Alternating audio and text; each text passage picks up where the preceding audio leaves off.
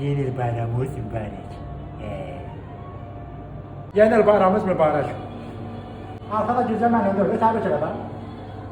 Yeni bayramınız mübarek. Yeni bayramınız mübarek. Bayramınız mübarek. Yeni bayramımız mübarek. Bayramınız mübarek. Bayramımız mübarek. Bayramımız mübarek. Şıkkar mı? Bayramımız mübarek. Bayramımız mübarek. Yeni bayramımız mübarek. Dünya Azerbaycanlılarının həmrəylik günü və yeni il münasibətilə sizlərin hər birini səmimi qəlbdən təbrik edirəm. Bu 2026-cı il hər birimizə xeyirli və işarəli olsun. Gedirsiniz müəllim. O Rusların bir sözü var, "Yukarıda Rus geliyor, потом yukarı gidiyorlar."